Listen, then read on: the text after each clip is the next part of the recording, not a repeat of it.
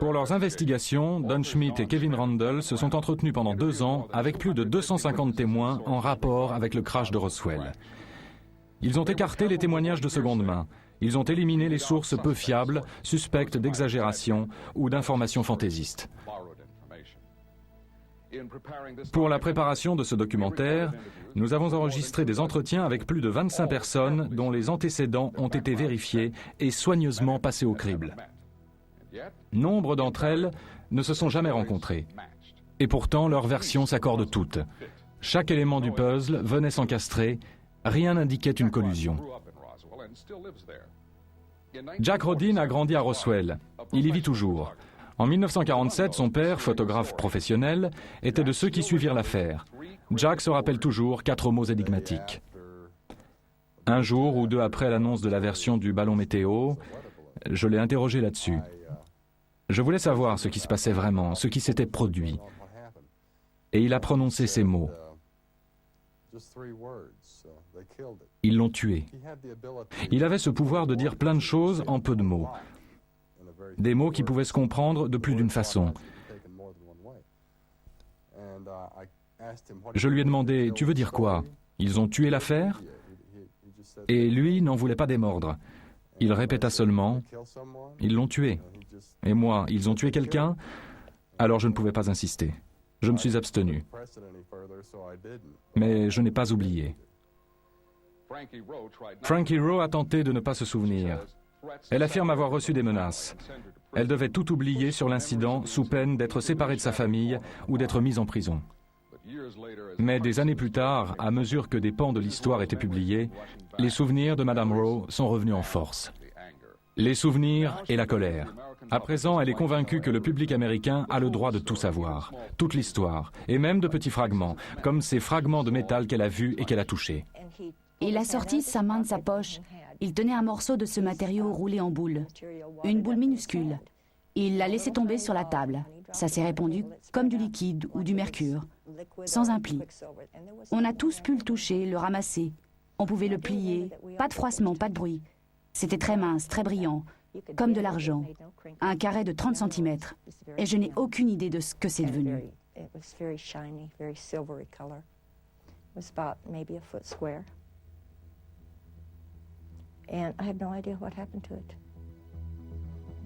Plus de 40 ans ont passé depuis le crash.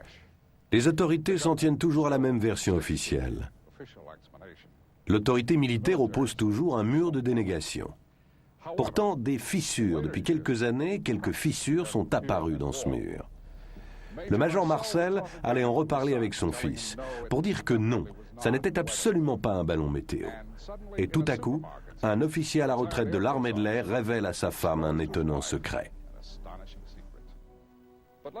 Mais d'abord, présentons l'histoire de Brownie. Melvin A. Brown était sergent au 509e groupe au Nouveau-Mexique au moment du crash. Par la suite, il fut muté en Angleterre. Il épousa une Anglaise et à l'âge de la retraite s'établit avec sa famille dans la banlieue de Londres.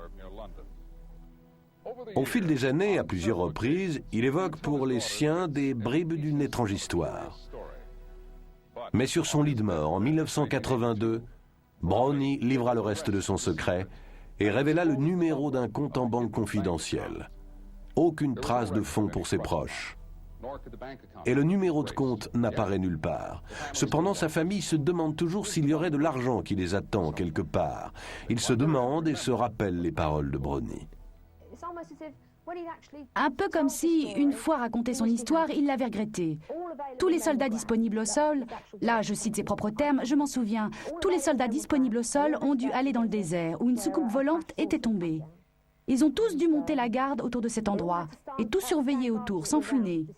Apparemment, un type a quand même été voir et ils ont soulevé la bâche. C'était des fourgons à bâche intégrale. Je ne sais pas ce qu'il voulait dire. Sans doute une histoire de bâche. Ils ont imité l'autre. Ils ont soulevé les bâches et ils ont vu 2 corps, je crois. Mais ma sœur dit 3 corps. Là, on n'est pas d'accord. Ils ont vu des corps d'une taille de 1,20 m, pas plus, peut-être moins. Des têtes bien plus grosses que d'ordinaire, des yeux bridés et la peau jaune. much larger heads than we have, slanted eyes, yellowish skin. Bien loin de Londres, dans le comté de Lincoln, au Nouveau-Mexique, nous avons voulu joindre un témoin insaisissable qui a une histoire encore plus incroyable à raconter. Nous l'avons retrouvé ailleurs. Nous nous sommes engagés à ne pas révéler ses coordonnées. Il s'appelle Glenn Dennis. Et en 1947, il était entrepreneur de pompes funèbres, dirigeant l'entreprise de pompes funèbres Ballard à Roswell, au Nouveau-Mexique. Ici à Roswell, l'après-midi du 8 juillet, les pompes funèbres de la ville se mirent à recevoir des appels émanant de l'hôpital de la base aérienne. Il s'agissait des questions sur la préservation des tissus, l'effet de tel ou tel produit sur les tissus. Et des sociétés à Roswell reçurent commande d'une importante quantité de neige carbonique. Après 4 ou 5 coups de fil reçus aux pompes funèbres, le responsable conclut qu'il devait y avoir eu un crash avec mort d'homme à la base aérienne. C'était le début de l'histoire la plus remarquable liée au crash de Roswell. Voici l'homme dont nous parlons. L'entrepreneur de pompes funèbres, Glenn Dennis. En 1947, il était directeur de l'entreprise de pompes funèbres Ballard à Roswell. Ces coups de fil formaient les préludes de menaces de mort.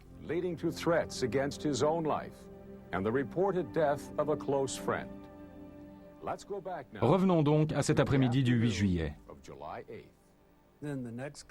Au coup de fil suivant, que j'ai dû recevoir 40 ou 45 minutes plus tard, il me pose des questions sur nos préparations. Comment nous faisons pour préparer les corps qui ont été exposés aux éléments ou bien gravement décomposés? Comment on traite les corps de brûlés? Les cas hautement traumatiques. Notre procédure pour ça. Question suivante. Que feriez-vous pour ne pas modifier la composition chimique des corps, ne pas détruire de sang, ni rien de ce qui pourrait s'avérer fort important par la suite? Quelle procédure vous suivez? Qu'est-ce que vous faites? Est-ce que ça modifie la composition sanguine, etc. Là, j'ai su que sans doute il s'était passé quelque chose, qu'il ne voulait peut-être pas annoncer. La mort d'une personnalité ou autre, qu'il ne voulait pas... Enfin, aucune idée de ce que ça pouvait être, mais je les ai aidés. Je leur ai dit, je peux venir vous aider si vous avez ça, je peux vous aider. Et l'on me répondit, non, c'est pour plus tard, histoire de savoir comment procéder.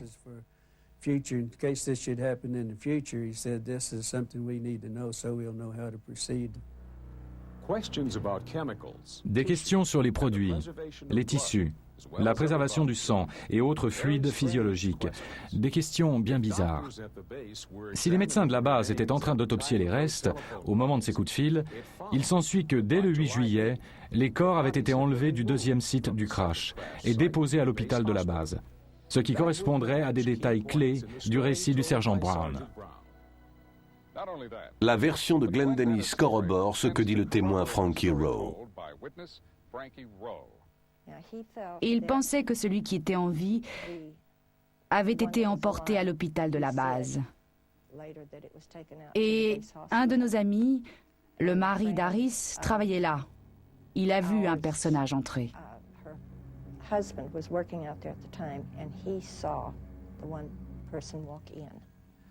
Plus tard dans l'après-midi, Glenn Dennis amène un aviateur blessé à l'hôpital de la base suite à un incident de circulation. Entrant en salle d'urgence, Dennis vit des débris à l'arrière d'une ambulance de l'armée garée là. Ce que j'ai remarqué d'insolite à ce propos, c'était des inscriptions ou une bordure autour du fragment, une dizaine de centimètres, mais ça suivait le bord de ce fragment d'épave. Et à ce moment, une fois rentré, j'ai songé à quoi ressemblait ce fragment. Ça m'a fait penser à une inscription égyptienne, peut-être des figures. After I got back, I got to thinking about this and what the border looked like, and it kind of reminded me, of an Egyptian inscriptions of figures and whatever. Et là, une autre pièce de notre puzzle se met en place. Il semble que le médecin était en plein examen des corps lorsque M. Dennis est entré dans la salle d'urgence. Ils étaient assistés par une infirmière dont il nous dit que c'était une proche amie. Une des infirmières, lieutenant du corps des infirmières que je connaissais très bien, elle était très remontée. Elle m'a dit « Comment tu es entré ici ?»